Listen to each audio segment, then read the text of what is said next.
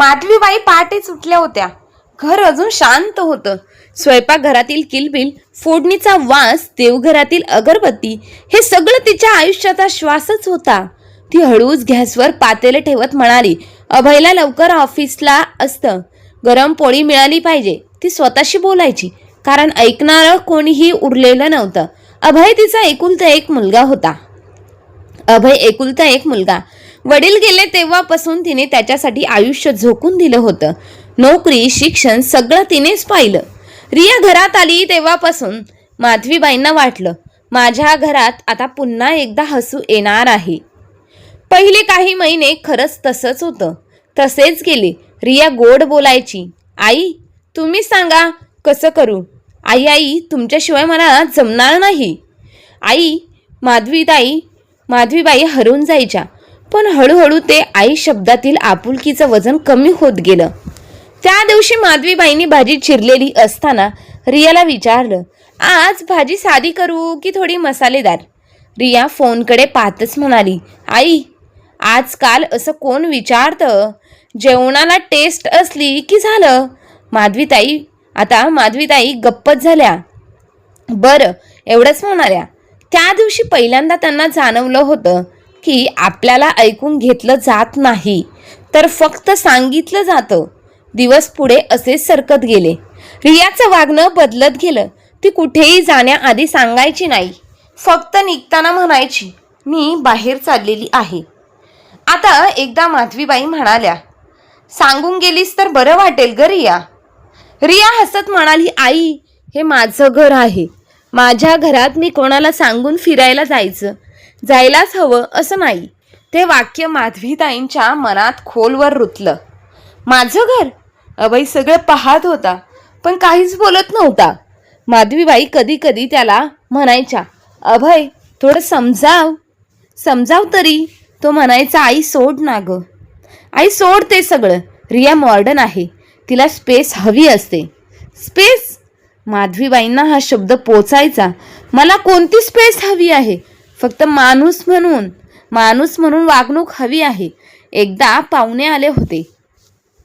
मग माधवीबाईंनी साडी नेसली होती. जरा जुन्या पद्धतीचीच होती ती.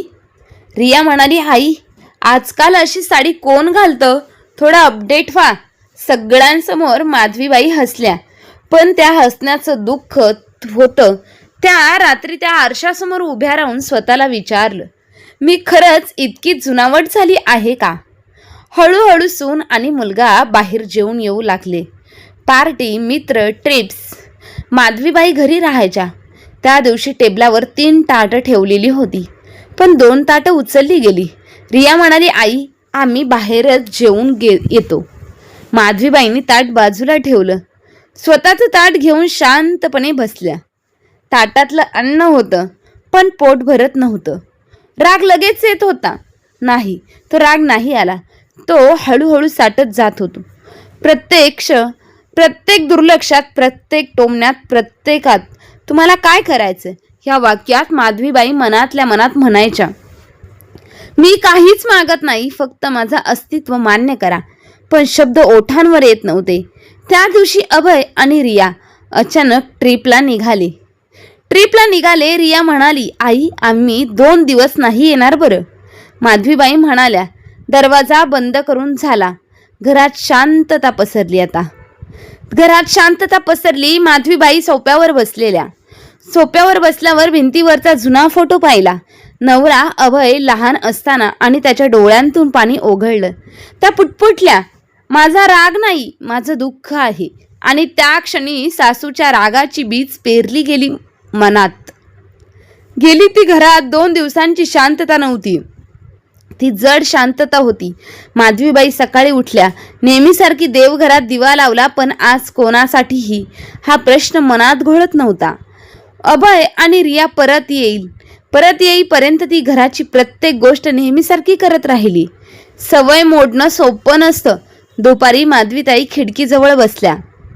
समोरच्या बिल्डिंगमध्ये आवाज, अशाच गाणी आणि हसण्याचा. कोणाच्या तरी घरात काहीतरी कार्यक्रम चालू होता. त्या स्वतःशी म्हणाल्या, आपल्या घरात शेवटचं कधी हसू ऐकलं असेल हेही आठवत नव्हतं. उत्तरच नव्हतं ह्या गोष्टीचं. घर मोठं होतं पण त्यात माणुसकी आणि माणूस पण कमी पडत होतं. संध्याकाळी शेजारची सुनंदाबाई भेटायला आल्या होत्या. त्या नेहमीसारख्या उत्साहात म्हणाल्या, काय माधवी, मुलगा सून दिसत नाहीये? आजकाल माधवीताई हसल्या. त्यांचं आपलं असंच चालू असतं. सुनंदाबाई पुढे म्हणाल्या, आजकालच्या सुनांचं वेगळंच काहीतरी असतं. बघा, आपल्यासारखं सहन करायचं नसतं. त्यांना हे शब्द माहीतही नसतात. महादेवीबाई मनात घर करून बसलेले ते अजूनही कितीतरी सहन करायचं होतं. 2 दिवसात रियाचा एकही फोन आला नाही. अभयचा फक्त एक मेसेज आला, आई सगळं ठीक आहे ना? माधवीताई फोन हातात धरून बसल्याच होत्या. फोन वाजला या आशेने, पण फोन शांतच राहिला. त्या दिवशी माधवीबाईंनी पुलाव केला सवयीप्रमाणे. मग लक्षात आलं आज कोणी नाही. भांड्यातला पुलाव तसाच राहिला. तिने स्वतःसाठी थोडासा घेतलेला, तो उरलेला पुलाव दुसऱ्या दिवशी तसाच होता. मग रात्री माधवीबाईंना झोपच लागत नव्हती.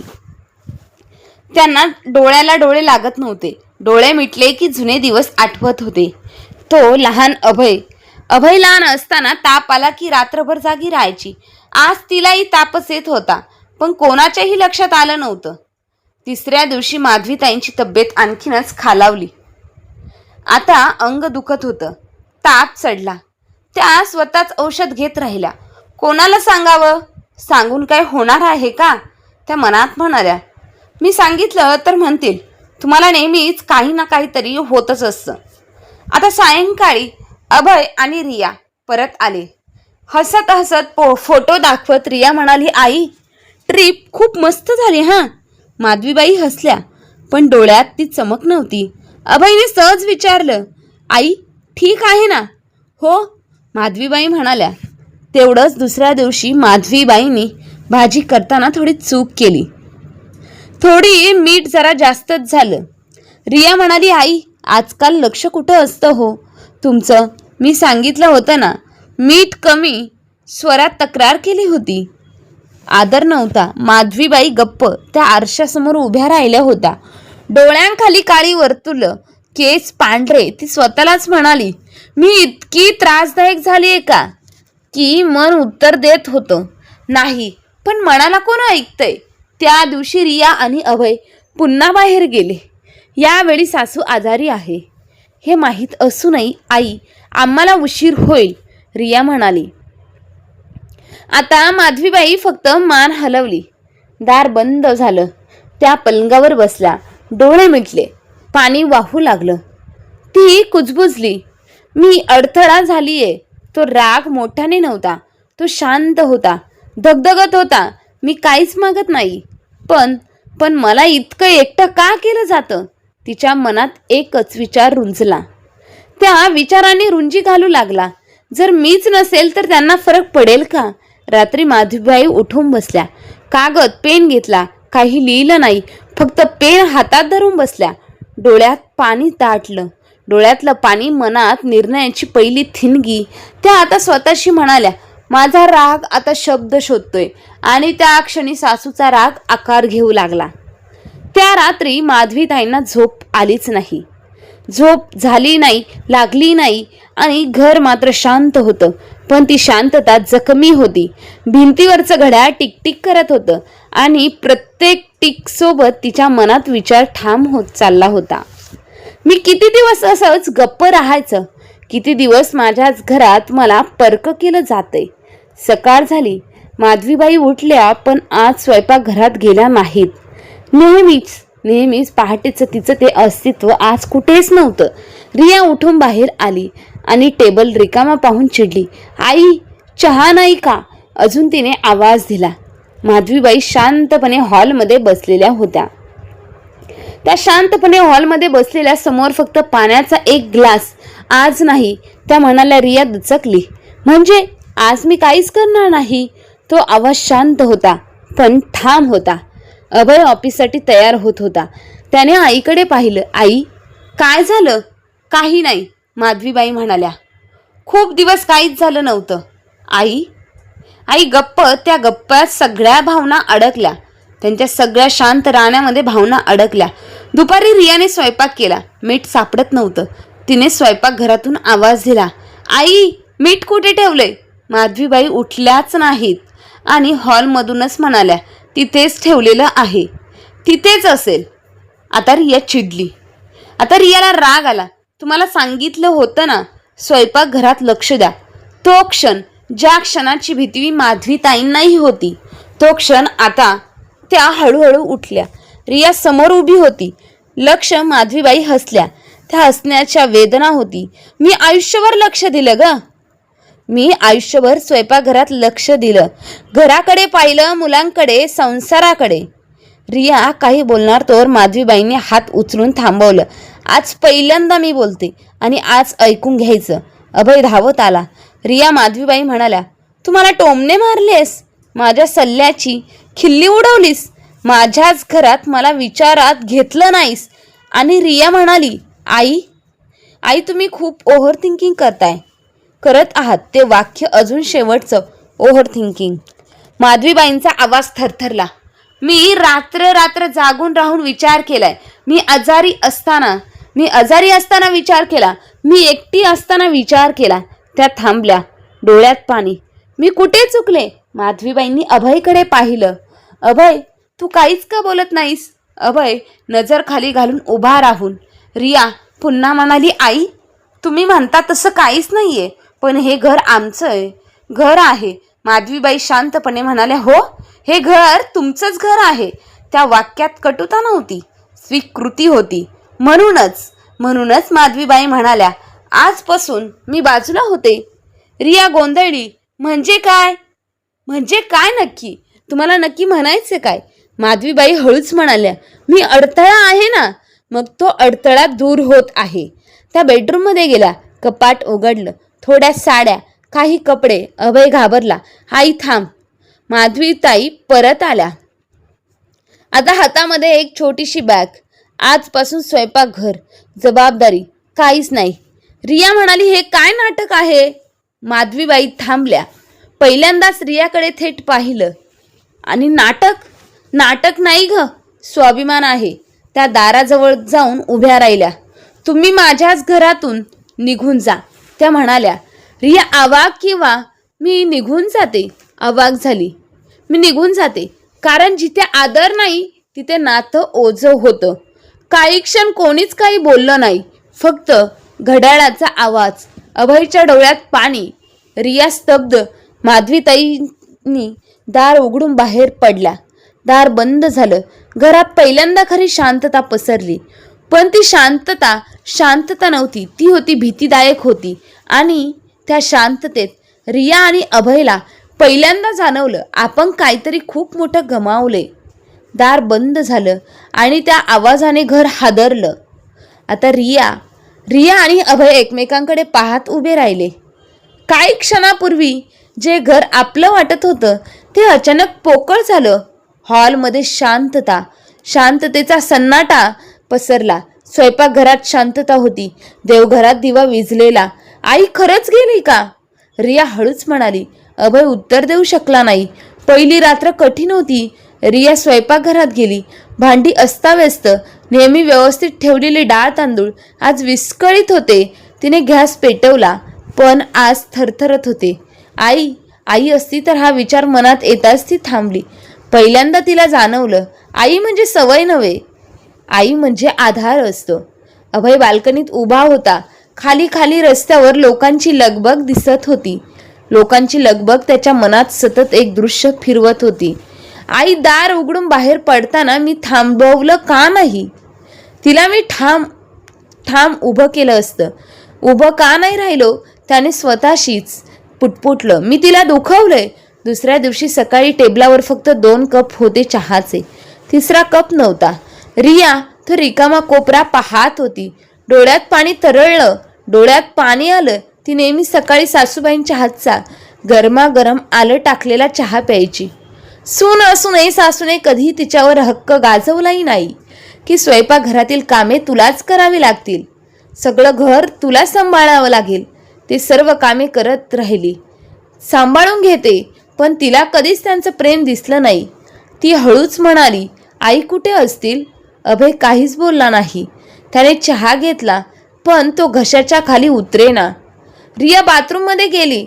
आरशात स्वतःकडे पाहिलं. तो आत्मविश्वास, पण डोळ्यात गर्व नव्हता. तिला माधवीबाईंचे शब्द आठवले. आता स्वाभिमान आहे. ती स्वतःशी म्हणाली, मी स्वातंत्र्याच्या नावाखाली काय केलं? आज पहिल्यांदा तिला तिच्या टोमण्यांची, तिची भाषा, तिचं दुर्लक्ष आठवत होतं. अभयने फोन उचलला. आईचा नंबर रिंग, एकदा दोनदा फोन उचलला गेला नाही. आईला फोन केला. ती कुठे असेल? रिया घाबरून म्हणाली.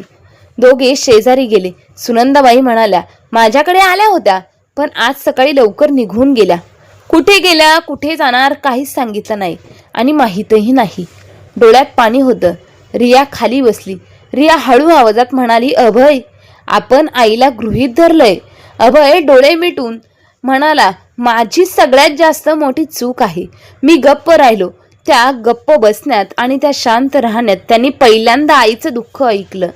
रिया देवघरात गेली. दिवा लावला, हात जोडले. पहिल्यांदा मनापासून आई परत येऊ दे अशी ती कुजबुजली आणि देवाला प्रार्थना केली. दोघेही बाहेर परत पडले. महादेवीबाईंच्या मैत्रिणीकडे, नातेवाईकांकडे चौकशी केली. कळलं त्या जुन्या घराकडे गेल्या होत्या, जिथे त्या आणि त्यांचे पती राहत होते. आता ते जुनं घर असतं. घर लहान होतं, पण ओळखीचं. माधवीबाई खिडकीजवळ बसलेल्या, हातात जुना फोटो. अभय दारात उभा राहिला. आई! त्या वळाल्या. त्या नजरेत राग नव्हता, थकवा होता. रिया पुढे आली, हात जोडले. आई, मी चुकले. माफी मागितली. आई, माझ्याकडून चूक झाली.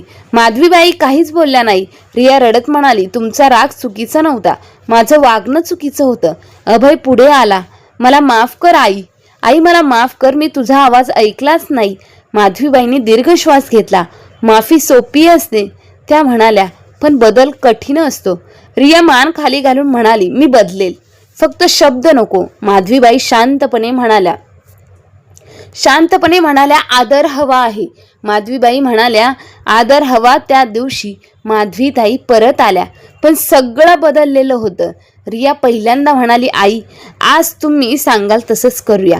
माधवीताई हसल्या आणि तो हसरा चेहरा घरात उजेड घेऊन आला होता. दिवस गेले. आता रिया सांगू लागली, बाहेर जायची. अभय आईशी बोलायचा. घरात संवाद सुरू होता.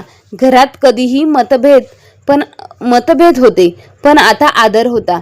माधवीताई देवघरात दिवा लावत होत्या आणि म्हणाल्या, रागाने नातं तुटत नाही, दुर्लक्षाने तुटतं.